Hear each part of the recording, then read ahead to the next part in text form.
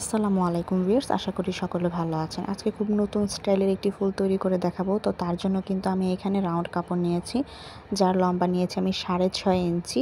তো কাপড়টিকে অবশ্যই আপনারা রাউন্ড করে কেটে নেবেন। রাউন্ড করে কেটে নিয়ে কিন্তু এখানে আপনারা টোটাল 4 ভাঁজ দিয়ে নেবেন।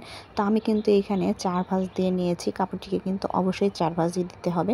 তো কাপড়টি 4 ভাঁজ দিয়ে নেওয়ার পর আমি এইভাবে মেলে নিচ্ছি এবং এইখানে আমি একটি বোর্ড নিয়ে নিচ্ছি, যার লম্বা হবে কিন্তু 2.5 ইঞ্চি। আমি যেহেতু এইখানে 6.5 ইঞ্চি কাপড় ইউজ করেছি, তো 6.5 ইঞ্চির জন্য আমি এখানে 2.5 ইঞ্চি বোর্ড ব্যবহার করেছি। আপনারা যদি 7 ইঞ্চি বা 8 ইঞ্চি কাপড় ইউজ করেন, সেই ক্ষেত্রে কিন্তু এখানে আপনারা 3 ইঞ্চি বা 3.5 ইঞ্চি এইভাবে বোর্ডটি ব্যবহার করতে পারেন। মানে বড় কাপড়টি যত বড় হবে, মাঝের কাপড়টি ঠিক ততটুকাই আপনাদের বুঝে নিতে হবে।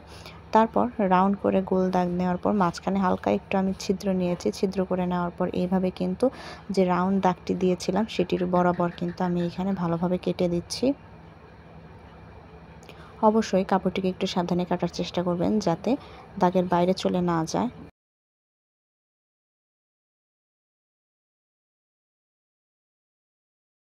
তো সম্পূর্ণ কাপড়টি কিন্তু আমার এখানে কাটা শেষ হয়ে গেল। তো কাপড়টি কাটা শেষ করার পর আমি কিন্তু এখানে কাপড়টিকে 2 ভাঁজ করে নিচ্ছি। অবশ্যই কাপড়টিকে 2 ভাঁজ করে নেবেন।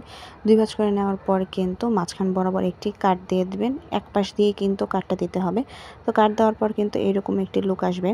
তারপর সুই সুতা নেবেন। সুই সুতা নিয়ে কিন্তু কাপড়ের যে ওপর যে সাইডটা, সেই সাইডটা থেকে কিন্তু আপনারা সেলাইটা দেওয়া শুরু করবেন।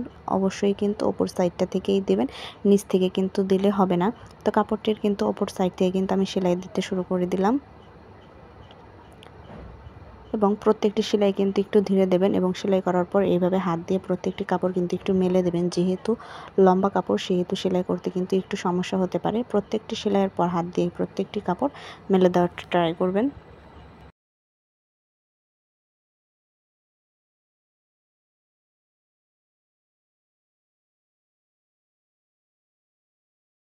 তো প্রত্যেকটি কাপড়ের সেলাই কিন্তু একটু ধীরে দেওয়ার ট্রাই করবেন, আর সেলাইগুলো যাতে একটু ছোট হয় সেই দিকে একটু খেয়াল রাখবেন। প্রত্যেকটি সেলাই কিন্তু একটু ছোট করে দেওয়ার ট্রাই করবেন।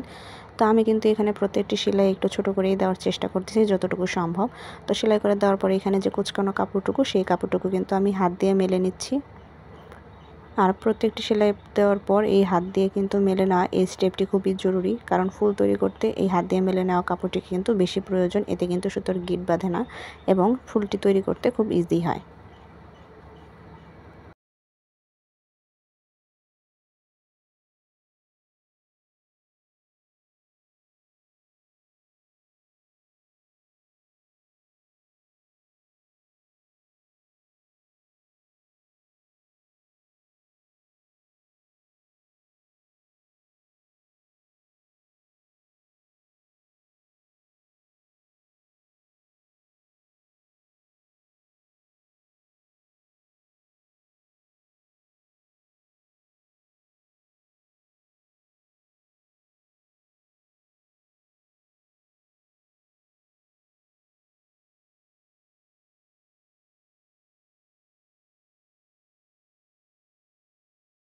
তো প্রত্যেকটি কাপড় কিন্তু আমার এখানে আস্তে আস্তে সেলাই করে শেষ। এবার যে শেষের যে অংশটুকু, এই অংশটুকুকে কিন্তু আপনারা একটু ধীরে সেলাই করার ট্রাই করবেন। এখানে আমি সেলাই করে যে কাপড় পুরোটুকু রয়েছে, সেগুলো কিন্তু আমি এখানে ছড়িয়ে নিচ্ছি।